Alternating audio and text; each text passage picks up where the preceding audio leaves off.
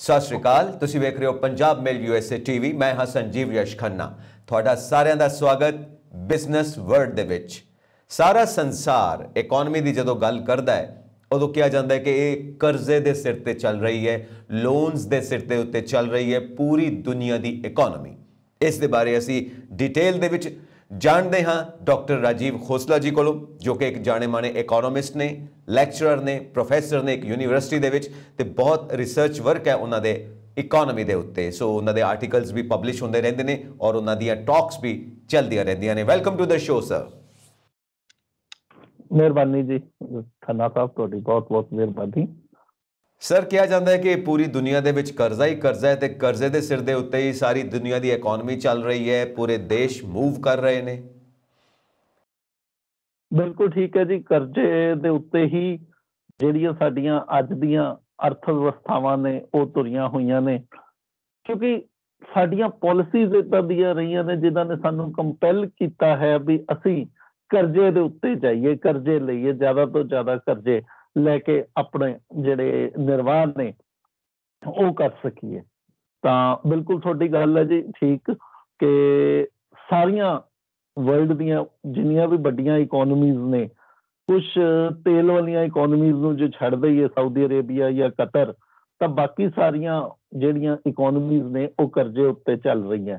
Recently ਜਿਹੜਾ, ਕਿਉਂਕਿ ਅਸੀਂ ਪੈਂਡੈਮਿਕ ਦੇ ਵਿੱਚੋਂ ਦੀ ਨਿਕਲ ਕੇ ਆ ਰਹੇ ਹਾਂ ਜਾਂ ਨਿਕਲ ਰਹੇ ਹਾਂ ਇਸ ਵੇਲੇ ਜੀ, ਤਾਂ ਜਿਹੜੀਆਂ ਰਿਪੋਰਟਸ ਆ ਰਹੀਆਂ ਨੇ, ਰਿਪੋਰਟਸ ਕਹਿੰਦੀਆਂ ਨੇ ਪਿਛਲੇ ਸਾਲ ਦੇ ਦੌਰਾਨ ਜਿਹੜਾ ਵਰਲਡ ਓਵਰ ਜਿਹੜਾ ਕਰਜ਼ਾ ਹੈ ਉਹ 226 lakh crore 226 lakh crore US dollar, 226 trillion US dollar. ਮਤਲਬ ਅਸੀਂ ਹਜੇ ਇੰਡੀਅਨ ਕਰੰਸੀ 'ਚ ਨਹੀਂ ਆਏ।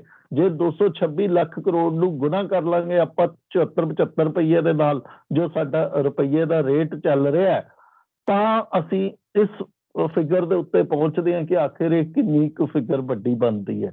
ਤੇ ਜਿਹੜੀ ਦੂਸਰੀ ਨਾਲ ਇਸ ਤੇ ਚੱਲ ਰਹੀ ਹੈ ਵੀ ਪੈਂਡੈਮਿਕ ਦੇ ਵਿੱਚ ਕਿੰਨਾ ਕਰਜ਼ਾ ਹੋਇਆ, ਤਾਂ ਪੈਂਡੈਮਿਕ ਦੇ ਵਿੱਚ ਜਿਹੜਾ ਕਰਜ਼ਾ ਲਿੱਤਾ ਗਿਆ ਉਹ ਹੈ 28 ਲੱਖ ਕਰੋੜ ਡਾਲਰ। ਯਾਨੀ ਕਿ ਮੈਂ ਇਹਨੂੰ ਅਗਰ 74-75 ਦੇ ਨਾਲ ਗੁਣਾ ਕਰਕੇ ਦੇਖਦਾ ਸੀ ਤਾਂ ਇਹ ਬਣਦਾ ਤਕਰੀਬਨ 2100 ਲੱਖ ਕਰੋੜ ਰੁਪਈਆ। ਇੰਨਾ ਕਰਜ਼ਾ ਜਿਹੜਾ ਹੈ ਇਹ ਵਰਲਡ ਓਵਰ ਇਕੋਨਮੀਜ਼ ਨੇ ਲਿੱਤਾ। ਹਿੰਦੁਸਤਾਨ ਦੀ ਇਕੋਨਮੀ ਦਾ ਸਾਈਜ਼ ਜਿਹੜਾ ਹੈਗਾ ਉਹ 200 ਲੱਖ ਕਰੋੜ ਰੁਪਈਆ ਸੀ। ਤਾਂ ਆਪਾਂ ਇਹ ਲਾ ਕੇ ਚੱਲੀਏ ਪ੍ਰੀ ਪੈਂਡੈਮਿਕ, ਤੇ ਆਪਾਂ ਇਹ ਲੈ ਕੇ ਚੱਲੀਏ ਵੀ 200 ਲੱਖ ਕਰੋੜ ਨੂੰ ਜੇ ਅਸੀਂ 10 ਟਾਈਮ ਮਲਟੀਪਲਾਈ ਕਰ ਦਈਏ, ਯਾਨੀ ਕਿ ਹਿੰਦੁਸਤਾਨ ਦੀ ਇਕੋਨਮੀ 10 ਗੁਣਾ ਵੱਡੀ ਹੋ ਜਾਏ ਜਾਂ 10 ਹਿੰਦੁਸਤਾਨ ਦੀਆਂ ਇਕੋਨਮੀਜ਼ ਜੁੜ ਜਾਣ, ਫਿਰ ਵਰਲਡ ਦਾ ਕਰਜ਼ਾ ਵੱਧਦਾ ਜਿਹੜਾ 1 ਸਾਲ ਦੇ ਦੌਰਾਨ ਵੱਡੀਆਂ ਜਾਂ ਛੋਟੀਆਂ ਅਰਥ ਵਿਵਸਥਾਵਾਂ ਨੇ ਚੱਕਿਆ ਹੈ। ਇਹਦੇ 'ਚ ਸਾਰੀਆਂ ਇਕੋਨਮੀਜ਼ ਨੇ, right from China, US, UK, Japan, Korea, Australia, ਜਿੰਨੀਆਂ ਵੀ ਅਰਥ ਵਿਵਸਥਾਵਾਂ ਜਿਹਦਾ ਵੀ ਅਸੀਂ ਨਾਮ ਲੈਂਦੇ ਹਾਂ ਉਹ ਸਾਰੀਆਂ ਅਰਥ ਵਿਵਸਥਾਵਾਂ ਨੇ ਕਰਜ਼ੇ ਲਿੱਤੇ ਨੇ। ਖੋਸਲਾ ਸਾਹਿਬ, ਇਹਦੇ 'ਚ ਗੱਲ ਆਉਂਦੀ ਹੈ ਜੋ ਆਮ ਜਨਤਾ ਜਾਣਨਾ ਚਾਹੁੰਦੀ ਹੈ, ਇਹ ਕੌਣ ਕਿਹਨੂੰ ਕਰਜ਼ਾ ਦਿੰਦਾ, ਕੌਣ ਕਿਹਦੇ ਤੋਂ ਕਰਜ਼ਾ ਲੈਂਦਾ ਹੈ? ਦੇਖੋ ਜੀ, ਕਰਜ਼ਾ ਜਿਹੜਾ ਹੈ ਸਰਕਾਰਾਂ ਚੱਕਦੀਆਂ ਨੇ। ਅੱਜ ਦੀ ਡੇਟ ਦੇ ਵਿੱਚ ਜਦੋਂ ਅਸੀਂ ਜਿਹੜੇ ਸਿਸਟਮ ਦੇ ਵਿੱਚ ਬੈਠੇ ਹਾਂ, ਇਹਨਾਂ ਸਿਸਟਮਸ ਦੇ ਵਿੱਚ ਸਰਕਾਰਾਂ ਕਰਜ਼ੇ ਚੱਕਦੀਆਂ ਨੇ। ਹੁਣ ਗੱਲ ਇਹ ਆਉਂਦੀ ਵੀ ਸਰਕਾਰਾਂ ਕਿੱਥੋਂ ਫਿਰ ਕਰਜ਼ਾ ਲੈਂਦੀਆਂ ਨੇ? ਸਰਕਾਰਾਂ ਜਿਹੜਾ ਕਰਜ਼ਾ ਲੈਂਦੀਆਂ ਨੇ ਉਹ ਜਿਹੜੇ ਬੈਂਕਾਂ ਨੇ, ਸਾਡੀਆਂ ਬੈਂਕਾਂ ਦੇ ਵਿੱਚ ਜਿਹੜੀ ਸਾਡੀ ਜਮ੍ਹਾਂ ਪੂੰਜੀ ਹੈ ਉਹਨੂੰ ਸਰਕਾਰ ਕਰਜ਼ੇ ਦੇ ਤੌਰ ਤੇ ਲੈਂਦੀ ਹੈ। ਦੂਜਾ ਹੈ ਸਰਕਾਰ ਆਪਣੀਆਂ ਪ੍ਰਤੀਭੂਤੀਆਂ ਜਿਹੜੀਆਂ ਨੇ, ਮੈਂ ਬਹੁਤ ਹੀ ਜ਼ਿਆਦਾ ਉਹਦੀ ਟੈਕਨੀਕੈਲਿਟੀਜ਼ ਦੇ ਵਿੱਚ ਨਹੀਂ ਜਾਊਂਗਾ ਬੌਂਡ ਮਾਰਕੀਟ ਦੀ, ਲੇਕਿਨ ਸਰਕਾਰ ਆਪਣੀਆਂ ਜਿਹੜੀਆਂ ਸਿਕਿਉਰਿਟੀਜ਼ ਕੁਛ ਨਾ ਕੁਛ, ਕਿਉਂਕਿ ਸਰਕਾਰ ਨੂੰ ਵੀ ਕਰਜ਼ਾ ਜੇ ਲਿੱਤਾ ਤਾਂ ਕੁਛ ਨਾ ਕੁਛ ਤਾਂ ਰੱਖਣਾ ਪਏਗਾ ਨਾ। ਜਿੱਦਾਂ ਅਸੀਂ ਕਰਜ਼ੇ ਲੈਣ ਜਾਂਦੇ ਹਾਂ ਤਾਂ ਕੋਈ ਨਾ ਕੋਈ ਮੌਰਟਗੇਜ ਕਰਦੇ, ਅਸੀਂ ਕੁਛ ਨਾ ਕੁਛ ਗਿਰਵੀ ਰੱਖ ਕੇ ਆਉਂਦੇ ਹਾਂ, ਪਲੈਜ ਕਰਕੇ ਆਉਂਦੇ ਹਾਂ। ਬਿਲਕੁਲ ਠੀਕ ਹੈ ਜੀ।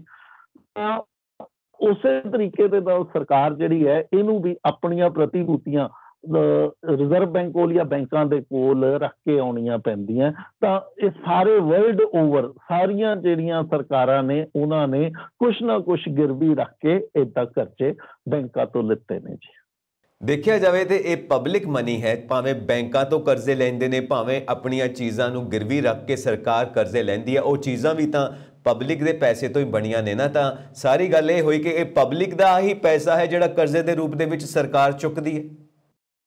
ਬਿਲਕੁਲ ਠੀਕ ਹੈ ਜੀ ਤੁਹਾਡੀ ਗੱਲ, ਇਹ ਪਬਲਿਕ ਦਾ ਪੈਸਾ ਹੈ ਔਰ ਪਬਲਿਕ ਦੇ ਲਈ ਹੀ ਲੱਗਣਾ ਚਾਹੀਦਾ। ਪਬਲਿਕ ਦਾ ਪੈਸਾ ਹੈ।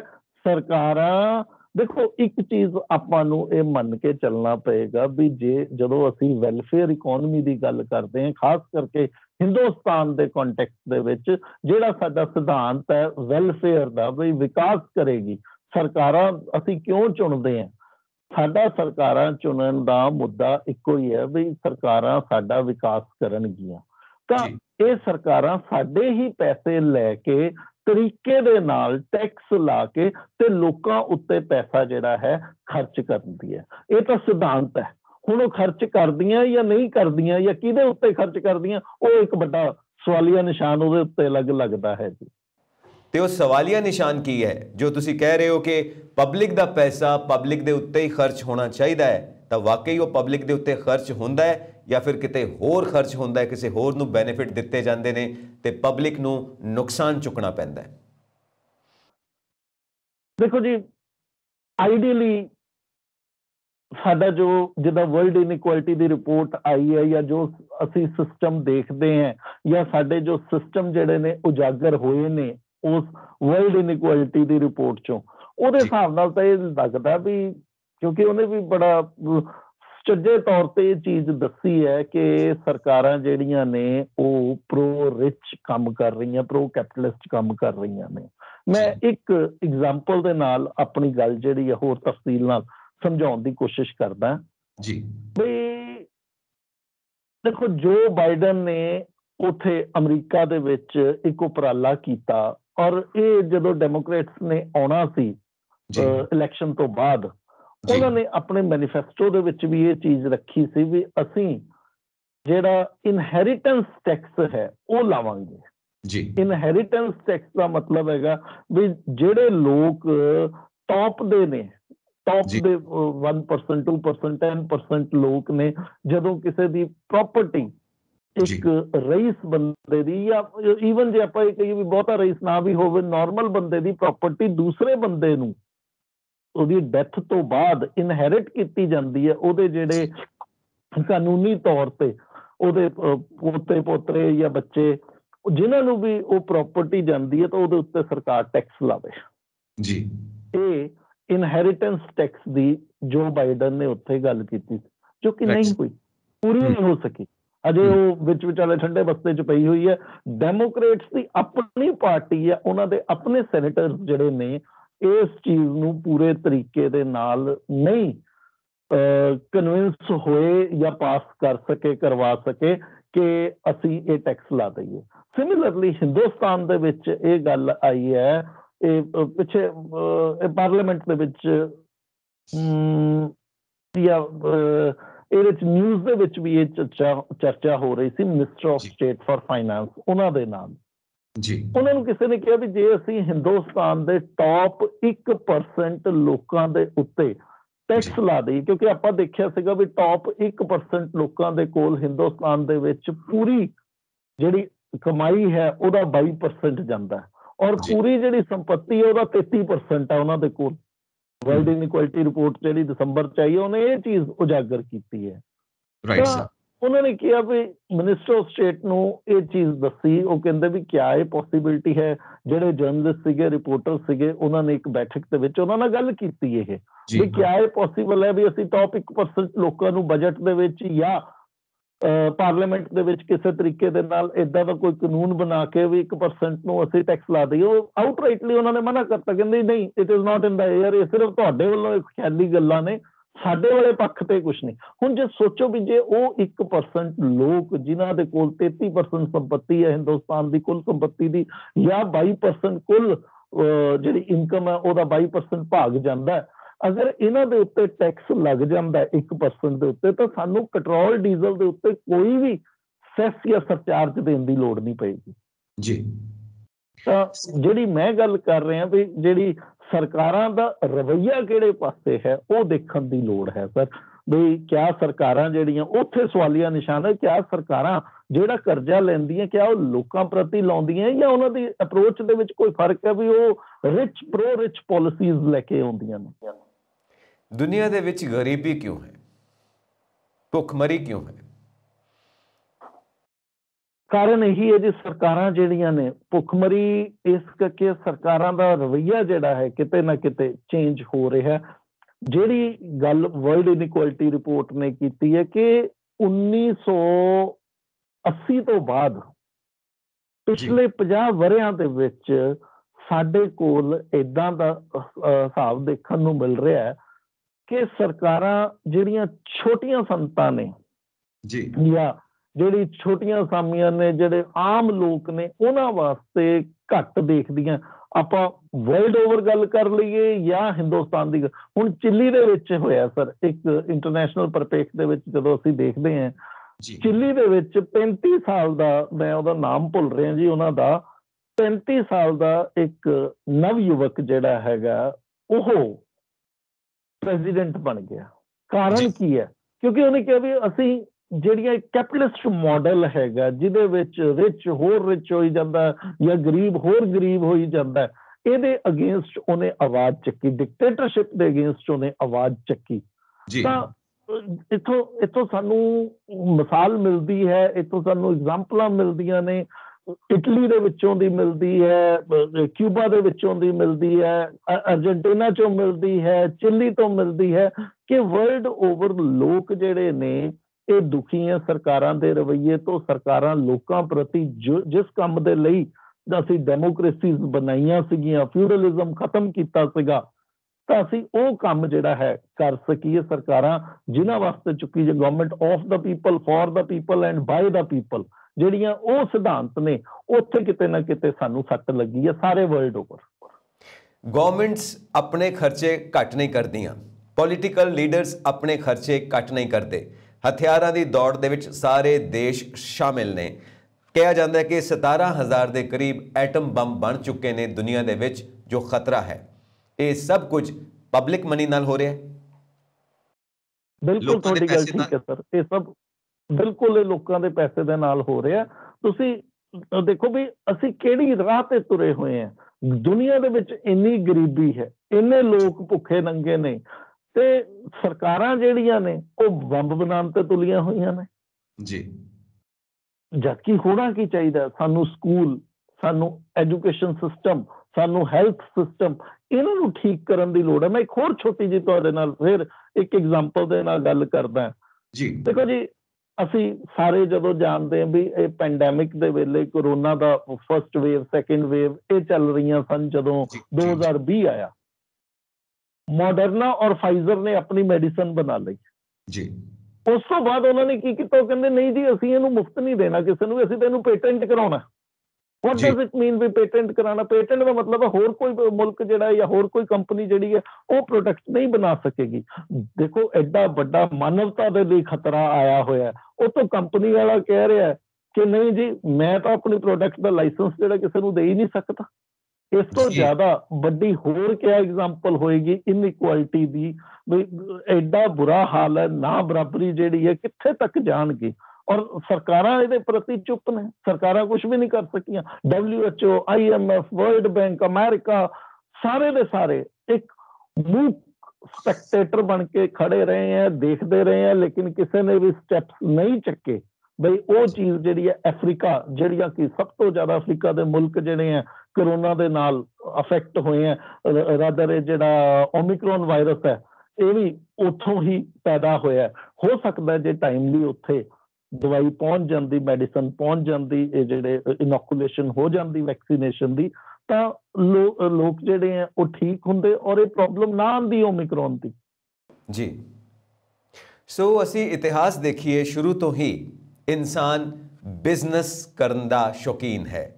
ਇਹ ਦੁਨੀਆ ਇੱਕ ਬਿਜ਼ਨਸ ਹੈ, ਇਸ ਤੋਂ ਇਲਾਵਾ ਹੋਰ ਕੁਝ ਵੀ ਨਹੀਂ ਹੈ। ਇਹ ਦੁਨੀਆ ਇੱਕ ਮਾਰਕੀਟ ਹੈ, ਇਸ ਤੋਂ ਇਲਾਵਾ ਹੋਰ ਕੁਝ ਵੀ ਨਹੀਂ ਹੈ। ਇਤਿਹਾਸ ਸਾਨੂੰ ਇਹ ਦੱਸਦਾ ਹੈ। ਸੋ ਲਾਲਚ ਹੀ ਲਾਲਚ ਹੈ, ਤੇ ਲਾਲਚ ਦੇ ਵਸ ਪੈ ਕੇ ਅਸੀਂ ਇਹ ਸਾਰੇ ਕਦਮ ਚੁੱਕਦੇ ਹਾਂ ਜੋ ਇਨਸਾਨੀਅਤ ਦੇ ਖਿਲਾਫ ਜਾਂਦੇ ਨੇ, ਜੋ ਇਨਸਾਨੀਅਤ ਦੇ ਖਿਲਾਫ ਇਸ ਤਰ੍ਹਾਂ ਹੋ ਜਾਂਦੇ ਨੇ ਕਿ ਇਨਸਾਨਾਂ ਤੱਕ ਨੂੰ ਖਤਮ ਕਰ ਦਿੰਦੇ ਨੇ।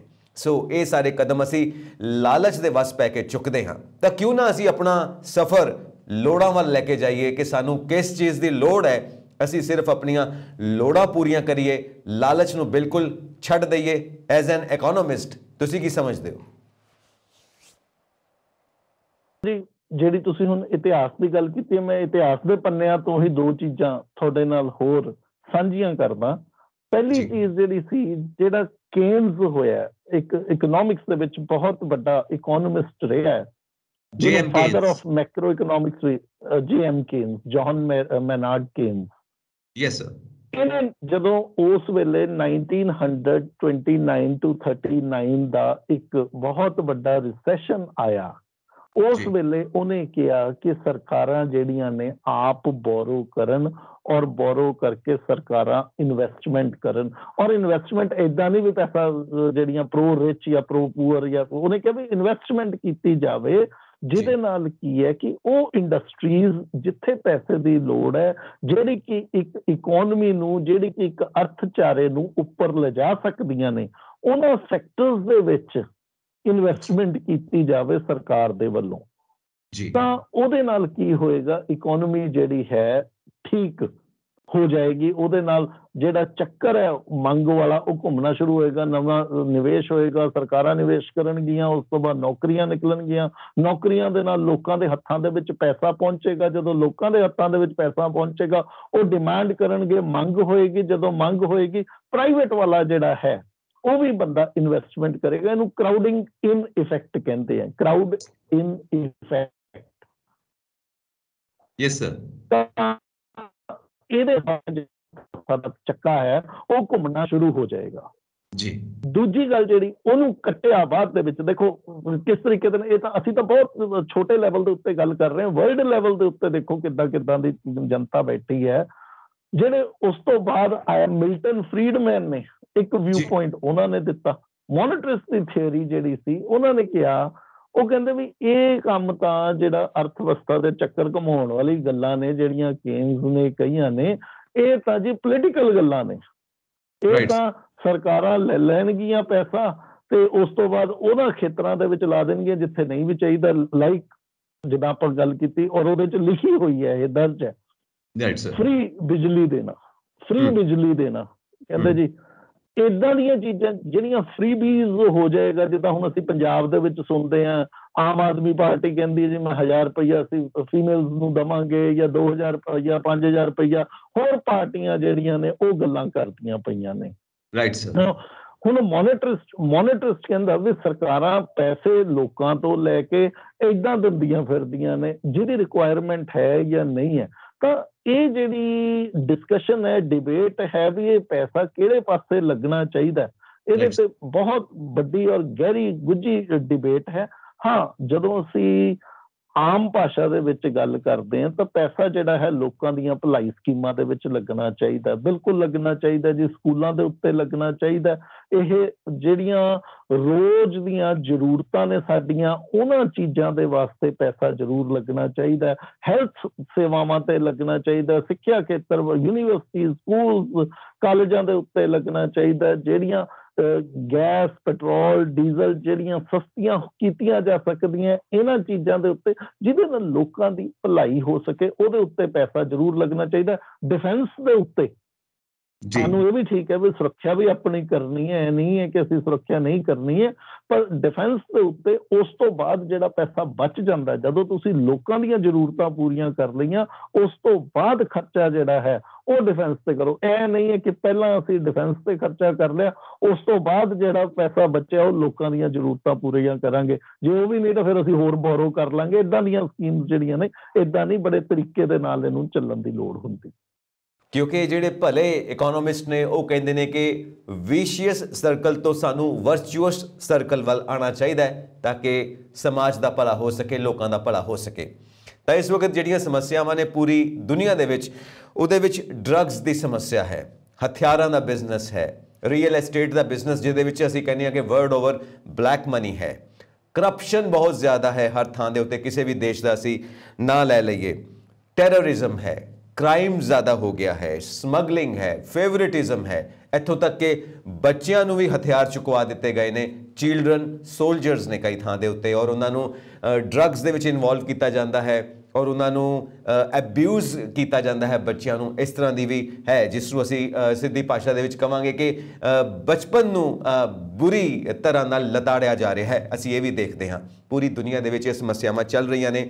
ਕ੍ਰਾਈਮ ਬਹੁਤ ਜ਼ਿਆਦਾ ਹੋ ਚੁੱਕਾ ਹੈ ਹਰ ਤਰਫ ਦਾ, ਅਸੀਂ ਕਿਸੇ ਵੀ ਨਾਂ ਦੇ ਨਾਲ ਉਸ ਕ੍ਰਾਈਮ ਨੂੰ ਬੁਲਾ ਸਕਦੇ ਹਾਂ। ਸੋ ਕੀ ਲੱਗਦਾ ਹੈ ਕਿ ਇਸ ਵਕਤ ਕ੍ਰਿਮੀਨਲਸ ਇਸ ਦੁਨੀਆ ਨੂੰ ਰੂਲ ਕਰ ਰਹੇ ਨੇ? ਦੇਖੋ 100% ਇਦਾਂ ਨਹੀਂ ਹੈ ਕਿ ਕ੍ਰਿਮੀਨਲਸ ਰੂਲ ਕਰ ਰਹੇ ਹਨ।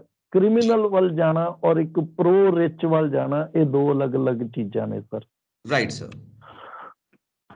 ਪ੍ਰੋ ਰਿਚ ਜਾਣਾ ਉਹ ਇੱਕ ਜਿਹੜਾ ਹੈ ਐਸਪੈਕਟ ਹੈਗਾ ਜਿਹੜਾ ਸਰਕਾਰਾਂ ਸ਼ੋ ਕਰ ਰਹੀਆਂ, ਜੋ ਸਾਨੂੰ ਡਾਟਾ ਦੇ ਵਿੱਚੋਂ ਨਜ਼ਰ ਆ ਰਿਹਾ, ਜੋ ਅੰਕੜੇ ਦਰਸਾ ਰਹੇ ਨੇ। ਲੇਕਿਨ ਸਾਰੀਆਂ ਅਰਥਵਿਵਸਥਾਵਾਂ ਵਿੱਚ, ਸਾਰੀਆਂ ਇਕੋਨਮੀਜ਼ ਜਿਹੜੀਆਂ ਨੇ ਕਰਪਸ਼ਨ ਜਾਂ ਡਰੱਗਸ ਜਾਂ ਇਹਦੇ ਵੱਲ ਜਾ ਰਹੀਆਂ, ਟੈਰਰਿਜ਼ਮ ਨੂੰ ਸਪੋਰਟ ਕਰ ਰਹੀਆਂ, ਇਹ ਕਹਿਣਾ ਮੁਸ਼ਕਿਲ ਹੈ ਸਰ। ਏਦਾਂ ਨਹੀਂ ਹੈ, ਕੁਛ ਹੋਣਗੀਆਂ ਅਰਥਵਿਵਸਥਾਵਾਂ, ਮੈਨੂੰ ਉਹਦੀ ਪੋਲੀਟੀਕਲ ਇੰਨੀ ਜਾਣਕਾਰੀ ਨਹੀਂ ਹੈ, ਲੇਕਿਨ ਇਕਨੋਮਿਕਲੀ ਜੋ ਮੈਨੂੰ ਲੱਗਦਾ ਵੀ ਜੇ ਉਹ ਕਰ ਵੀ ਰਹੀਆਂ ਤਾਂ ਉਹਨਾਂ ਨੂੰ ਨਹੀਂ ਕਰਨਾ ਚਾਹੀਦਾ। Morally it is wrong, ethically it is wrong. Right sir. ਲੇਕਿਨ ਜਿਹੜੇ ਇਹ ਕੰਮ ਨੇ, ਜਿਹੜਾ ਪ੍ਰੋ ਰਿਚ ਔਰ ਕਰਪਸ਼ਨ ਵੱਲ ਨੂੰ ਜਾਣਾ ਔਰ ਪ੍ਰੋ ਰਿਚ ਹੋਣਾ, ਇਹ ਇਟਸੈਲਫ ਇਟ ਇਜ਼ ਡਿਵੈਸਟੇਟਿੰਗ। ਹੁਣ ਦੇਖੋ ਅਸੀਂ ਹਿੰਦੁਸਤਾਨ ਦਾ ਜੇ ਇੱਕ ਡਿਸੀਜਨ ਦੇਖੀਏ ਸਰਕਾਰਾਂ ਵੱਲੋਂ, ਇਲੈਕਟੋਰਲ ਬੌਂਡਸ ਦਾ ਲਿੱਤਾ ਗਿਆ। Right sir. ਇਲੈਕਟੋਰਲ ਬੌਂਡਸ ਕੀ ਨੇ ਕਿ ਕਿਹੜਾ ਬੰਦਾ ਕਿੰਨਾ ਪੈਸਾ ਕਿਹੜੀ ਪਾਰਟੀ ਨੂੰ ਦੇ ਗਿਆ, ਉਹ ਕਦੇ ਵੀ ਤੁਹਾਨੂੰ ਰਿਵੀਲ ਨਹੀਂ ਹੋਏਗਾ। ਹੁਣ ਕਿਆ ਇਹ ਕਰਪਸ਼ਨ ਦਾ ਮਾਡਲ ਨਹੀਂ ਹੈ? ਹੁਣ ਪਾਰਟੀ ਨੂੰ ਤਾਂ ਪਤਾ ਹੈ, ਦੇਖੋ ਜੀ ਪੰਜਾਬ ਦੇ ਵਿੱਚ XYZ ਪਾਰਟੀ ਹੈ ਜਾਂ ਸੈਂਟਰ ਦੇ ਵਿੱਚ XYZ ਪਾਰਟੀ ਰੂਲ ਕਰ ਰਹੀ ਹੈ। ਉਸ ਪਾਰਟੀ ਨੂੰ ਅਗਰ ਕੋਈ ਬੰਦਾ ਪੈਸਾ ਦੇ ਕੇ ਜਾਂਦਾ ਹੈ, ਮੈਂ ਜਾਂ ਤੁਸੀਂ ਉਸ ਪਾਰਟੀ ਨੂੰ ਪੈਸਾ ਦੇ ਕੇ ਆਉਂਦੇ ਆ, ਕਿਆ ਸਾਡੀ ਐਕਸਪੈਕਟੇਸ਼ਨ ਇਹ ਨਹੀਂ ਹੋਏਗੀ ਕਿ ਉਹ ਬੰਦਾ ਸਾਡੀ ਭਲਾਈ ਕਰੇ, ਇਰਰਿਸਪੈਕਟਿਵ ਆਫ ਕਿ ਉਹਨੇ ਲੋਕਾਂ ਦੀ ਭਲਾਈ ਕਰਨੀ ਹੈ? ਸਰਕਾਰਾਂ ਤਾਂ ਉਹਨਾਂ ਨੇ ਚੁਣੀਆਂ, ਲੋਕਾਂ ਨੇ ਚੁਣੀਆਂ। ਤਾਂ ਇਹ ਕਰਪਸ਼ਨ ਦਾ ਜਿਹੜੀ ਹੈ ਨਾ ਇੱਕ ਨੈਕਸਸ ਜਿਹੜਾ ਬਣ ਰਿਹਾ, ਨੈਕਸਸ ਦੇ ਵਿੱਚ ਜਿਹੜੀ ਕਰਪਸ਼ਨ ਹੋ ਰਹੀ ਹੈ, ਇਹਨੂੰ ਜ਼ਰੂਰ ਠੱਪਣ ਦੀ ਲੋੜ ਹੈ। ਹਾਂ, ਤੁਹਾਡੀ ਗੱਲ ਠੀਕ ਹੈ ਜੀ, ਡਰੱਗਸ ਜਿਹੜੀ ਹੈਗੀ ਹੈ ਜਾਂ ਹਥਿਆਰ ਨੇ ਜਾਂ ਇਲੈਜੀਟੀਮੇਟ ਜਿੰਨੇ ਵੀ ਕੰਮ ਨੇ, ਉਹ ਇੰਟਰਨੈਸ਼ਨਲ ਲੈਵਲ ਦੇ ਉੱਤੇ ਉਹਦੀ ਪੋਲਿਸਿੰਗ ਹੋ ਕੇ ਤਾਂ ਉਹਨਾਂ ਨੂੰ ਵੀ ਜ਼ਰੂਰ ਉਹਨਾਂ ਨੂੰ ਠੱਪਣਾ ਚਾਹੀਦਾ। Right sir. ਔਰ ਤੁਸੀਂ ਐਜ਼ ਐਨ ਇਕਨੋਮਿਸਟ ਇਹ ਸਮਝਦੇ ਹੋ ਕਿ ਦੁਨੀਆ ਦੇ ਵਿੱਚ ਅਲੱਗ-ਅਲੱਗ ਦੇਸ਼ਾਂ ਦੇ ਵਿੱਚ ਇਕਨੋਮਿਕ ਵਾਰ ਚੱਲ ਰਹੀ ਹੈ? ਇਕਨੋਮਿਕ ਵਾਰ ਮਤਲਬ ਕਿ ਇੱਕ ਦੇਸ਼ ਦੂਸਰੇ ਦੇਸ਼ ਨੂੰ ਇਕਨੋਮਿਕਲੀ ਵੀਕ ਕਰਨਾ ਚਾਹੁੰਦਾ ਹੈ, ਇੱਕ ਦੇਸ਼ ਦੂਸਰੇ ਦੇਸ਼ ਨੂੰ ਇਕਨੋਮਿਕਲੀ ਲੁੱਟਣਾ ਚਾਹੁੰਦਾ ਹੈ ਔਰ ਆਪਣੀ ਪਾਵਰ ਦਾ ਇਸਤੇਮਾਲ ਕਰਕੇ ਕਿਤੇ ਕੋਈ ਬੈਨ ਲੱਗ ਜਾਂਦਾ ਹੈ, ਕਿਤੇ ਉਹਦੀ ਕਰੰਸੀ ਨੂੰ ਡਾਊਨ ਕਰਨ ਦੀ ਕੋਸ਼ਿਸ਼ ਕੀਤੀ ਜਾਂਦੀ ਹੈ ਤਾਂ ਕਿ ਦੂਸਰਾ ਦੇਸ਼ ਮੇਰੇ ਮੁਕਾਬਲੇ ਦੇ ਵਿੱਚ ਗਰੀਬ ਰਵੇ ਤੇ ਮੈਂ ਉਹਦੇ ਉੱਤੇ ਕਾਬਜ਼ ਰਵਾਂ। ਦੇਖੋ ਜੀ, ਇਹ ਟੈਂਡੈਂਸੀ ਹੈ ਸਰ, ਇਹ ਨਹੀਂ, ਅਸੀਂ ਇਹਨੂੰ ਰੂਲ ਆਊਟ ਨਹੀਂ ਕਰ ਸਕਦੇ, ਇਹਨੂੰ ਨਕਾਰ ਨਹੀਂ ਸਕਦੇ ਕਿ ਇਹ ਟੈਂਡੈਂਸੀ ਨਹੀਂ ਹੈ। ਜਿੰਨੀਆਂ ਮਲਟੀਨੈਸ਼ਨਲ ਕੰਪਨੀਆਂ ਨੇ ਉਹ ਕਿਉਂ ਸਾਡੇ ਮੁਲਕਾਂ ਦੇ ਵਿੱਚ ਆਈਆਂ ਨੇ, ਉਹਨਾਂ ਦਾ ਮਕਸਦ ਕੀ ਹੈ, ਕਿਉਂ ਅਸੀਂ ਆਪਣੀਆਂ ਇਕੋਨਮੀਜ਼ ਨੂੰ ਖੋਲ ਕੇ ਰੱਖਿਆ, ਐਕਸਪੋਜ਼ ਕੀਤਾ ਵਰਲਡ ਦੇ ਲਈ? ਉਹਦਾ ਕਾਰਨ ਇਹ ਹੈ ਵੀ ਜਿਹੜੀਆਂ ਵੱਡੀਆਂ ਕੰਪਨੀਆਂ ਨੇ, ਜਿਹੜਾ ਨਿਓ ਲਿਬਰਲਿਜ਼ਮ ਦਾ ਸਿਧਾਂਤ ਹੈ, ਨਿਓ ਲਿਬਰਲਿਜ਼ਮ ਇਹ ਗੱਲ ਕਹਿੰਦਾ ਹੈ ਕਿ ਅਸੀਂ ਆਪਣੀਆਂ ਜਿਹੜੀਆਂ ਇਕੋਨਮੀਜ਼ ਨੇ ਉਹਨਾਂ ਨੂੰ ਖੋਲ ਦਈਏ। ਚਾਹੇ ਸਾਫ਼ ਅੱਖਰਾਂ ਦੇ ਵਿੱਚ ਉਹਨੇ ਇਹ ਗੱਲ ਕਹੀ ਹੈ ਕਿ ਇਹਦੇ ਨਾਲ ਕੰਪੀਟੀਸ਼ਨ ਵਧੇਗਾ, ਸਰਕਾਰਾਂ ਦੀ ਜਿਹੜੀ ਇਨਐਫੀਸ਼ੀਐਂਸੀ ਹੋਈ ਹੈ ਉਹ ਖਤਮ ਹੋਏਗੀ, ਸਰਵਾਈਵਲ ਆਫ ਦਾ ਫਿਟੈਸਟ ਜਿਹੜੀ ਡਾਰਵਿਨ ਦੀ ਥਿਊਰੀ ਸੀ ਬਈ ਉਹ ਉੱਥੇ ਫਿੱਟ ਰਹਿਣਗੇ, ਇਹ ਨਹੀਂ ਸਰਕਾਰਾਂ ਦੇ ਉੱਤੇ ਬੋਝ ਬਣ ਕੇ ਰਹਿ ਜਾਣਗੀਆਂ ਸੰਸਥਾਵਾਂ, ਉਹਨੂੰ ਅਸੀਂ ਇਲੀਮੀਨੇਟ ਕਰਨਾ, ਉਹਨੂੰ ਖਤਮ ਕਰਨਾ। ਇਹ ਤਾਂ ਸਾਫ਼ ਅੱਖਰਾਂ ਦੇ ਵਿੱਚ ਜੋ ਮਲਟੀਨੈਸ਼ਨਲ ਕੰਪਨੀਜ਼ ਜਾਂ ਮਲਟੀਨੈਸ਼ਨਲ ਚੇਨਸ ਜਿਹੜੀਆਂ ਨੇ ਉਹ ਕਹਿੰਦੀਆਂ ਨੇ, ਜਾਂ ਜਿਹੜੇ ਸਾਡੇ ਅਰਥ ਸ਼ਾਸਤਰੀ ਜਾਂ ਜਿਹੜੇ ਸਾਡੇ ਪਾਲਿਸੀ ਮੇਕਰਸ ਜਿਨ੍ਹਾਂ ਨੇ ਓਪਨ ਇਕੋਨਮੀ ਥਿਊਰੀ ਦੀ ਗੱਲ ਕੀਤੀ ਹੈ, ਉਹ ਇਸ ਚੀਜ਼ ਨੂੰ ਐਡਵੋਕੇਟ ਕਰਦੇ ਆ। ਪਰ ਇਹਦੇ ਪਿੱਛੇ ਸਾਨੂੰ ਜਿਹੜਾ ਇਨ ਬਿਟਵੀਨ ਦਾ ਲਾਈਨਸ ਜਦੋਂ ਅਸੀਂ ਇਹਨੂੰ ਰੀਡ ਕਰਨ ਦੀ ਕੋਸ਼ਿਸ਼ ਕਰਦੇ ਹਾਂ ਤਾਂ ਸਾਨੂੰ ਇਹ ਸਾਫ਼ ਜਿਹੜਾ ਹੈ ਇਹ ਦਰਸਾਉਂਦੀਆਂ ਨੇ ਕਿ ਇਹਦੇ ਨਾਲ ਕੀ ਹੋਇਆ, ਇੱਕ ਓਲੀਗਾਰਕੀ ਹੋ ਗਈ ਹੈ। ਓਲੀਗਾਰਕੀ ਦਾ ਮਤਲਬ ਹੁੰਦਾ ਜਿਹੜਾ ਨਾ ਬਰਾਬਰਤਾ, ਮੈਂ ਫਿਰ ਉਸੇ ਪੁਆਇੰਟ ਤੇ ਆ ਰਿਹਾ, ਵਰਲਡ ਇਨਇਕੁਐਲਿਟੀ, ਕਿਉਂਕਿ ਇੱਕ ਮੀਡੀਅਮ ਬਣ ਗਿਆ ਜਿਹਦੇ ਨਾਲ ਨਾ ਬਰਾਬਰਤਾ ਹੋਏਗੀ। ਇਹਨਾਂ ਲੋਕਾਂ ਨੇ ਵੱਡੀਆਂ ਸਨਅਤਾਂ ਜਿਹੜੀਆਂ ਨੇ, ਇਹਨਾਂ ਨੇ ਛੋਟੀਆਂ ਸਨਅਤਾਂ ਨੂੰ, ਜਿਹੜੀਆਂ ਚਾਹੇ ਛੋਟੀ ਕਿਸਾਨੀ ਹੈ, ਚਾਹੇ ਛੋਟੇ ਦੁਕਾਨਦਾਰ ਨੇ, ਚਾਹੇ ਆਮ ਜਨਤਾ ਹੈ, ਇਹਨਾਂ ਨੂੰ ਕਿਤੇ ਨਾ ਕਿਤੇ ਨੈਗੇਟਿਵਲੀ ਅਫੈਕਟ ਕਰਕੇ ਆਪਣੇ ਪ੍ਰੋਫਿਟਸ ਜਿਹੜੇ ਨੇ ਜਨਰੇਟ ਕੀਤੇ ਨੇ। ਜਦੋਂ ਅਸੀਂ ਹਿੰਦੁਸਤਾਨ ਦੇ ਵਿੱਚ ਦੇਖਦੇ ਹਾਂ, ਸਾਨੂੰ ਦੋ ਅਰਥ ਵਿਵਸਥਾਵਾਂ ਨਜ਼ਰ ਆਉਂਦੀਆਂ ਹਿੰਦੁਸਤਾਨ ਦੇ ਵਿੱਚ। ਇੱਕ ਜਿਹੜੀ ਸ਼ੇਅਰ ਮਾਰਕੀਟ ਦੇ ਨਾਲ ਚੱਲਦੀ ਹੈ, ਦੂਜੀ ਅਰਥ ਵਿਵਸਥਾ ਜਿਹੜੀ GDP ਦੇ ਨਾਲ ਚੱਲਦੀ ਹੈ। ਭਾਰਤ ਔਰ ਇੰਡੀਆ ਦੋ ਅਲੱਗ-ਅਲੱਗ ਐਸਪੈਕਟਸ ਬਣ ਚੁੱਕੇ ਨੇ ਹਿੰਦੁਸਤਾਨ ਦੇ ਅੰਦਰ। ਭਾਰਤ ਜਿਹੜਾ ਹੈ ਉਹ GDP ਦੇ ਨਾਲ ਚੱਲਦਾ, ਜਿਹੜੀ ਇੰਡੀਆ ਹੈਗਾ ਉਹ ਸ਼ੇਅਰ ਮਾਰਕੀਟ ਦੇ ਨਾਲ ਚੱਲਦਾ, ਜਿਹਦੇ ਚ 10% ਲੋਕ ਨੇ ਜਿਨ੍ਹਾਂ ਦੇ ਕੋਲ ਹਿੰਦੁਸਤਾਨ ਦੀ ਟੋਟਲ ਸੰਪਤੀ ਦਾ 65% ਹੈ, ਉਹ ਲੋਕ ਨੇ। ਤਾਂ ਇਹ ਓਲੀਗਾਰਕੀ ਜਿਹੜੀ ਹੈ ਇਹ ਕਿਤੇ ਨਾ ਕਿਤੇ ਪ੍ਰਮੋਟ ਹੋਈ ਹੈ। ਇਹ ਵੱਡੀਆਂ ਕੰਪਨੀਆਂ, ਵੱਡੇ ਮੁਲਕ ਇਹਦੇ ਲਈ ਬਰਾਬਰ ਦੇ ਜ਼ਿੰਮੇਵਾਰ ਨੇ। ਉਹ ਚਾਹੁੰਦੇ ਨੇ ਵੀ ਛੋਟੀਆਂ ਜਿਹੜੇ ਇਮਰਜਿੰਗ ਇਕੋਨਮੀਜ਼ ਨੇ ਉਹ ਉਹਨਾਂ ਦੀ ਬਰਾਬਰੀ ਨਾ ਕਰ ਸਕਣ। ਦੋ ਤਰ੍ਹਾਂ ਦੇ ਪੁਆਇੰਟ ਆਫ ਵਿਊ ਨੇ। ਇੱਕ ਤਾਂ ਇਹ ਹੈ ਕਿ ਇਸ ਮਾਰਕੀਟ ਦੇ ਵਿੱਚ ਉਹ ਖੜਾ ਹੋ ਸਕਦਾ ਹੈ, ਉਹੀ ਸਿਰਫ ਜਿਉਂਦਾ ਰਹਿ ਸਕਦਾ ਹੈ ਜੋ ਤਾਕਤਵਰ ਹੈ। ਦੂਸਰਾ ਪੁਆਇੰਟ ਆਫ ਵਿਊ ਇਹ ਹੈ ਕਿ ਕਮਜ਼ੋਰ ਨੂੰ ਇੰਨਾ ਤਾਕਤਵਰ ਬਣਾ ਸਕੋ ਕਿ ਤੁਸੀਂ ਉਹ ਮਾਰਕੀਟ ਦੇ ਵਿੱਚ ਉਹਨੂੰ ਖੜਾ ਕਰ ਸਕੋ, ਉਹ ਮਾਰਕੀਟ ਦੇ ਵਿੱਚ ਜਿਉਂਦਾ ਰਹਿ ਸਕੇ। ਇਸ ਕਰਕੇ ਕਮਜ਼ੋਰ ਨੂੰ ਇੰਨਾ ਤਾਕਤਵਰ ਬਣਾਉਣਾ ਜ਼ਰੂਰੀ ਹੈ। ਸੋ ਇਹ ਦੋ ਤਰ੍ਹਾਂ ਦੇ ਪੁਆਇੰਟ ਆਫ ਵਿਊ ਨੇ। ਸੋ ਜਿਹੜੀਆਂ ਕੰਪਨੀਆਂ ਆਪਣਾ ਫਾਇਦਾ ਚਾਹੁੰਦੀਆਂ ਨੇ, ਤੁਹਾਨੂੰ ਲੱਗਦਾ ਹੈ ਕਿ ਕਿਤੇ ਨਾ ਕਿਤੇ ਫੇਵਰੇਟਿਜ਼ਮ ਰੂਲ ਕਰ ਰਿਹਾ ਹੈ, ਉਹ ਕੰਪਨੀਆਂ ਉਹਨਾਂ ਲੋਕਾਂ ਨੂੰ ਹੀ ਵੱਡੇ ਵੱਡੇ ਅਹੁਦਿਆਂ ਤੇ ਬਿਠਾਉਂਦੀਆਂ ਨੇ ਜਿਹੜੀਆਂ ਉਹਨਾਂ ਨੂੰ ਸਪੋਰਟ ਕਰ ਸਕਣ, ਜਿਹੜੇ ਉਹ ਪਾਲਿਸੀਜ਼ ਬਣਾ ਸਕਣ, ਉਹ ਡਿਜ਼ਾਈਨ ਬਣਾ ਸਕਣ, ਜਿਹੜੀਆਂ ਉਹਨਾਂ ਦੀਆਂ ਕੰਪਨੀਆਂ ਨੂੰ ਸਪੋਰਟ ਕਰਨ, ਉਹਨਾਂ ਦੇ ਬਿਜ਼ਨਸ ਨੂੰ ਸਪੋਰਟ ਕਰਨ। ਤਾਂ ਫੇਵਰੇਟਿਜ਼ਮ ਦੇ ਨਾਤੇ ਉਹਨਾਂ ਲੋਕਾਂ ਨੂੰ ਅਪਾਇੰਟ ਕੀਤਾ ਜਾਂਦਾ ਉਹਨਾਂ ਵੱਡੀਆਂ ਕੁਰਸੀਆਂ ਦੇ ਉੱਤੇ, ਉਹਨਾਂ ਵੱਡੇ ਅਹੁਦਿਆਂ ਦੇ ਉੱਤੇ ਜੋ ਉਹਨਾਂ ਦੀ ਫੇਵਰ ਦੇ ਵਿੱਚ ਕੰਮ ਕਰਦੇ ਨੇ। ਤੁਹਾਡੇ ਸਵਾਲ ਦੇ ਵਿੱਚ ਹੀ ਜਵਾਬ ਲੁਕਿਆ ਹੋਇਆ ਜੀ। ਤੁਸੀਂ ਸਵਾਲ ਦੇ ਨਾਲ ਨਾਲ ਜਵਾਬ ਵੀ ਆਪ ਹੀ ਐਡਰੈਸ ਕਰਤਾ ਵੀ ਬਿਲਕੁਲ ਇਹ ਹੋ ਰਿਹਾ। ਕਿਉਂ ਨਹੀਂ ਹੋ ਰਿਹਾ? ਜਿਹੜੀਆਂ ਵੱਡੀਆਂ ਕੰਪਨੀਆਂ ਨੇ ਉਹ ਹਿੰਦੁਸਤਾਨ ਦੇ ਵਿੱਚ ਜਾਂ ਕਿਸੇ ਹੋਰ ਮੁਲਕ ਦੇ ਵਿੱਚ ਉਹਨਾਂ ਦੀ ਕਮਿਟਮੈਂਟਸ ਹੁੰਦੀਆਂ ਨੇ ਵੀ ਅਸੀਂ ਇੱਥੇ ਆਵਾਂਗੇ, ਅਸੀਂ ਤੁਹਾਡੇ ਮੁਲਕ ਦੇ ਵਿੱਚ ਆਪਣੇ ਆਪਰੇਸ਼ਨ ਸਟਾਰਟ ਕਰਾਂਗੇ, ਤੁਸੀਂ ਸਾਨੂੰ ਸਪੇਸ ਦਿਓਗੇ, ਤੁਸੀਂ ਸਾਨੂੰ ਡਿਮਾਂਡ ਮਾਰਕੀਟ ਜਿਹੜੀ ਹੈ ਪ੍ਰੋਵਾਈਡ ਕਰੋਗੇ। ਛੋਟੀਆਂ ਮੈਂ ਕਹਿੰਦਾ ਜੀ ਕੰਪਨੀਆਂ ਤੋਂ ਤੁਸੀਂ ਲਓ, ਮੈਕਡੋਨਲਡਸ ਹਿੰਦੁਸਤਾਨ ਦੇ ਵਿੱਚ ਆਈ ਸੀ, 20 ਰੁਪਏ ਦਾ 버ਗਰ ਲੈ ਕੇ ਆਈ ਸੀ। ਅੱਜ ਤੁਸੀਂ 버ਗਰ ਦਾ ਰੇਟ ਦੇਖੋ ਉਹਨਾਂ ਦਾ ਕਿੰਨੇ ਦਾ ਹੈ। ਉਹਦਾ ਕੀ ਉਸ ਵੇਲੇ ਮੈਕਡੋਨਲਡਸ ਕੀ ਸੋਚ ਕੇ ਆਈ ਸੀ ਤੇ ਅੱਜ ਕੀ ਕਰ ਰਹੀ ਹੈ ਔਰ ਕਿਹਨੇ ਆਮ ਦੇ ਦਿੱਤਾ, ਕਿਉਂ ਉਹਨੂੰ ਕਰਨ ਦੀ ਇਜਾਜ਼ਤ ਮਿਲ ਗਈ ਹੈ। ਅਸੀਂ KFC ਦੀ ਗੱਲ ਕਰ ਲਈ, ਅਸੀਂ ਜੀਓ ਦੀ ਗੱਲ ਕਰ ਲੈਂਦੇ ਹਾਂ ਜਿਹੜੀ ਹਿੰਦੁਸਤਾਨ ਦੀ ਆਪਣੀ ਪ੍ਰੋਡਕਟ ਹੈਗੀ ਹੈ। ਹਿੰਦੁਸਤਾਨ ਦਾ ਜਿਹੜਾ ਇੱਕ ਸਰਮਾਏਦਾਰ ਹੈ ਉਹਨੇ ਇਸ ਪ੍ਰੋਡਕਟ ਨੂੰ ਡਿਵੈਲਪ ਕੀਤਾ ਔਰ ਲੋਕਾਂ ਤੱਕ ਪਹੁੰਚਾਇਆ। ਅਸੀਂ ਉਹਦੀ ਗੱਲ ਕਰੀਏ ਜ਼ੀਰੋ ਪ੍ਰਾਈਸ ਦੇ ਉੱਤੇ, ਪ੍ਰੀਡੇਟਰੀ ਪ੍ਰਾਈਸਿੰਗ ਉਹਨੂੰ ਕਹਿੰਦੇ ਆ। ਜ਼ੀਰੋ ਪ੍ਰਾਈਸ ਦੇ ਉੱਤੇ ਕੰਪੀਟੀਸ਼ਨ ਐਲੀਮੀਨੇਟ ਕਰਤਾ, ਉਹਨੇ ਖਤਮ ਕਰਤਾ ਕੰਪੀਟੀਸ਼ਨ। ਸਿਰਫ 2 ਜਾਂ 3 ਵੱਡੇ ਓਲੀਗਾਰਕੀ ਜਿਹੜੀ ਮੈਂ ਗੱਲ ਕੀਤੀ ਹੈ 2 ਜਾਂ 3 ਵੱਡੀਆਂ ਕੰਪਨੀਆਂ ਰਹਿ ਗਈਆਂ, 12 ਸੀ ਕਿਸੇ ਜ਼ਮਾਨੇ ਦੇ ਵਿੱਚ ਇਹ ਕੰਪਨੀ, ਉਹ ਖਤਮ ਕਰਤੀਆਂ।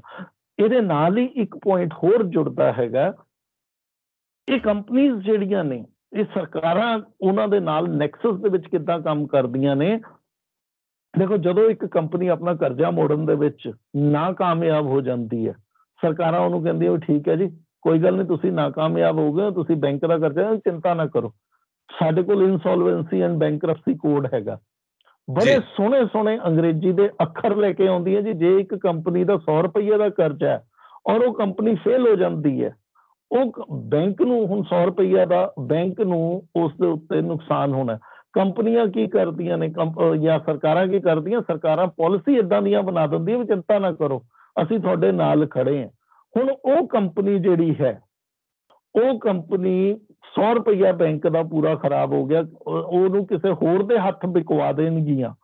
ਉਹ ਬੰਦਾ ਕਹਿੰਦਾ ਮੈਂ ਤਾਂ 20 ਰੁਪਏ ਦੇ ਸਕਦਾ ਜੀ, ਬੈਂਕ ਨੂੰ 80 ਰੁਪਏ ਦਾ ਹੇਅਰ ਕੱਟ ਲੈਣਾ ਪੈ ਗਿਆ। ਇਦਾਂ ਦੇ ਅੰਗਰੇਜ਼ੀ ਦੇ ਅੱਖਰ ਇਜਾਦ ਕੀਤੇ ਜਾਂਦੇ ਜੀ, ਹੇਅਰ ਕੱਟ 80 ਰੁਪਏ ਦਾ।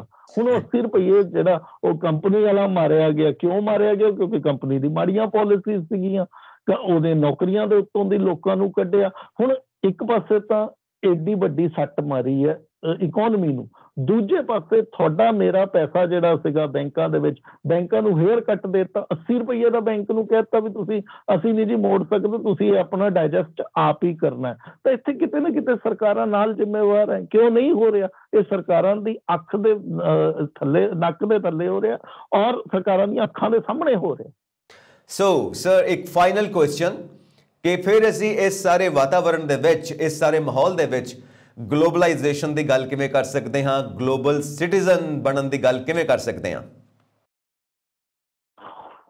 ਦੇਖੋ ਸਰ, ਅਸੀਂ ਜਦੋਂ ਗਲੋਬਲਾਈਜੇਸ਼ਨ ਦਾ ਕਨਸੈਪਟ ਲੈਂਦੇ ਹਾਂ ਤਾਂ ਅਸੀਂ ਗਲੋਬਲਾਈਜੇਸ਼ਨ ਆਫ ਗੁੱਡਸ ਦੀ ਗੱਲ ਕਰਦੇ ਹਾਂ, ਅਸੀਂ ਗਲੋਬਲਾਈਜੇਸ਼ਨ ਆਫ ਪੀਪਲ ਦੀ ਗੱਲ ਨਹੀਂ ਕਰਦੇ ਜੀ। ਸਾਡੀ ਜਿਹੜੀ ਫ੍ਰੀ ਮੂਵਮੈਂਟ ਹੈ, ਅਸੀਂ ਬਾਹਰਲੀ ਕੰਟਰੀਜ਼ ਦੀਆਂ ਪ੍ਰੋਡਕਟਸ ਅਡਾਪਟ ਕਰਦੇ ਹਾਂ, ਬਾਹਰਲੀਆਂ ਕੰਪਨੀਆਂ ਜਿਹੜੀਆਂ ਨੇ ਮਲਟੀਨੈਸ਼ਨਲ ਉਹਨਾਂ ਨੂੰ ਅਡਾਪਟ ਕਰਦੇ ਹਾਂ, ਹਿੰਦੁਸਤਾਨ ਦੇ ਵਿੱਚ ਅਲਾਉ ਕਰਦੇ ਹਾਂ ਕਿ ਉਹ ਆਣ ਤੇ ਸਾਡੇ ਇੱਥੇ ਪ੍ਰੋਫਿਟਸ ਕਮਾਉਣ ਔਰ ਸਾਨੂੰ ਪ੍ਰੋਡਕਟਸ ਮੁਹੱਈਆ ਕਰਾਉਣ।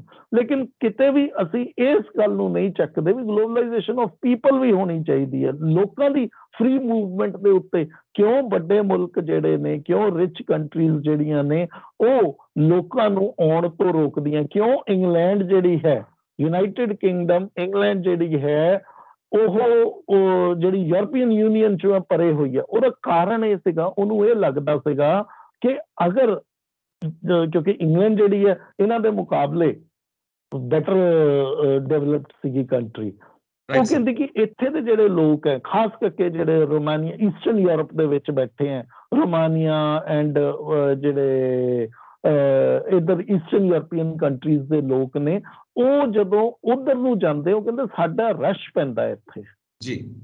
ਚੀਜ਼ਾਂ ਇੰਗਲੈਂਡ ਜਿਹੜਾ ਹੈ ਵੇਚ ਕੇ ਰਾਜ਼ੀ ਸੀ, ਲੇਕਿਨ ਲੋਕਾਂ ਦਾ ਆਣਾ ਉਹਨੂੰ ਮਨਜ਼ੂਰ ਨਹੀਂ ਸੀ। ਸੇਮ ਵੇ ਅਮਰੀਕਾ ਦੀਆਂ ਕੰਪਨੀਆਂ ਇੱਥੇ ਆ ਜਾਣ, ਸਾਨੂੰ ਮਨਜ਼ੂਰ ਹੈ, ਲੇਕਿਨ ਸਾਡੇ ਲੋਕ ਅਮਰੀਕਾ ਚਲੇ ਜਾਣੇ, ਅਮਰੀਕਾ ਨੂੰ ਮਨਜ਼ੂਰ ਨਹੀਂ ਹੈ। ਤਾਂ ਗਲੋਬਲਾਈਜੇਸ਼ਨ ਜਿਹੜੀ ਹੁੰਦੀ ਹੈ ਨਾ ਜੀ, ਇਹ ਟ੍ਰੇਡ ਆਫ ਨਹੀਂ ਹੋਣਾ ਚਾਹੀਦਾ। ਦੇਰ ਸ਼ੁੱਡ ਬੀ ਫ੍ਰੀ ਫਲੋ, ਜਾਂ ਤਾਂ ਦੋਨੋਂ ਪਾਸਿਓਂ ਹੋਵੇ, ਜਾਂ ਜੇ ਪ੍ਰੋਡਕਟਸ ਆ ਰਹੀਆਂ ਤਾਂ ਲੋਕਾਂ ਨੂੰ ਵੀ ਅਸੀਂ ਅਲਾਉ ਕਰੀਏ, ਜੇ ਨਹੀਂ ਪ੍ਰੋਡਕਟਸ ਆ ਰਹੀਆਂ ਤਾਂ ਅਸੀਂ ਲੋਕਾਂ ਨੂੰ ਵੀ ਨਹੀਂ ਅਲਾਉ ਕਰਾਂਗੇ। ਦੋਨੋਂ ਪਾਸੇ ਹੋਏਗਾ ਇਹ ਕੰਮ, ਏਦਾਂ ਨਹੀਂ ਹੈ। ਅਦਰਵਾਈਜ਼ ਤਾਂ ਇਟ ਓਨਲੀ ਬਰੀਡਸ ਇਨਇਕੁਐਲਿਟੀ, ਵੀ ਤੁਸੀਂ ਤਾਂ ਸਾਡੀ ਮਾਰਕੀਟਸ ਨੂੰ ਐਕਸਪਲੋਇਟ ਕਰ ਰਹੇ ਹੋ। ਸਾਡੀ ਮਾਰਕੀਟਸ ਨੂੰ ਤੁਸੀਂ ਇੱਕ ਬੇਸ ਲਿੱਤਾ ਹੋਇਆ ਵੀ ਇੱਥੇ ਹਿੰਦੁਸਤਾਨ ਜਾਂ ਚਾਈਨਾ ਜਾਂ ਬੰਗਲਾਦੇਸ਼ ਜਾਂ ਇੰਡੋਨੇਸ਼ੀਆ, ਇੱਥੇ ਆਬਾਦੀ ਜ਼ਿਆਦਾ, ਤਾਂ ਇੱਥੇ ਜਾ ਕੇ ਚੀਜ਼ਾਂ ਵੇਚੋ, ਤੁਹਾਨੂੰ ਕੰਪੀਟੀਸ਼ਨ ਥੋੜਾ ਮਿਲੇਗਾ, ਚੀਜ਼ਾਂ ਤੁਸੀਂ ਸੋਫਿਸਟੀਕੇਟਡ ਲਿਆਓਗੇ, ਜ਼ਿਆਦਾ ਵਧੀਆ ਵਿਕ ਜਾਣਗੀਆਂ ਔਰ ਲੋਕ ਜਿਹੜੇ ਨੇ ਆਊਟ ਆਫ ਫੈਸ਼ਨ ਵੀ ਇਹ ਚੀਜ਼ਾਂ ਖਰੀਦਣਗੇ। ਇਹਦੇ ਨਾਲ ਤਾਂ ਸਿਰਫ ਇਨਇਕੁਐਲਿਟੀ ਵਧੇਗੀ। ਇਨਇਕੁਐਲਿਟੀ ਨੂੰ ਅਗਰ ਅਸੀਂ ਰਿਮੂਵ ਕਰਨਾ, ਜੇ ਅਸੀਂ ਚਾਹੁੰਦੇ ਹਾਂ ਵੀ ਇੱਦਾਂ ਦੀ ਇਮਰਜਿੰਗ ਇਕੋਨਮੀਜ਼ ਵੀ ਇੰਪਰੂਵ ਕਰਨ, ਇਮਰਜਿੰਗ ਇਕੋਨਮੀਜ਼ ਵੀ ਟਰੂ ਸੈਂਸ ਦੇ ਵਿੱਚ ਗਲੋਬਲਾਈਜ਼ਡ ਹੋਣ, ਤਾਂ ਸਾਨੂੰ ਇੱਦਾਂ ਦੀਆਂ ਨੀਤੀਆਂ ਬਣਾਉਣੀਆਂ ਪੈਣਗੀਆਂ ਜਿਹਦੇ ਨਾਲ ਆਮ ਜਨਤਾ ਜਿਹੜੀ ਹੈ ਉਹਨਾਂ ਦਾ ਕੋਈ ਭਲਾ ਹੋ ਸਕੇ। Thank you very much sir, ਬਹੁਤ ਜ਼ਿਆਦਾ ਐਨਲਾਈਟਨਿੰਗ ਟਾਕ ਰਹੀ ਤੁਹਾਡੇ ਨਾਲ। Thank you very much for this wonderful talk, ਔਰ ਇਸੇ ਤਰ੍ਹਾਂ ਹੀ ਤੁਸੀਂ ਦੇਖਦੇ ਰਹੋ ਪੰਜਾਬ ਮੇਲ USA TV। ਸਤਿ ਸ੍ਰੀ ਅਕਾਲ।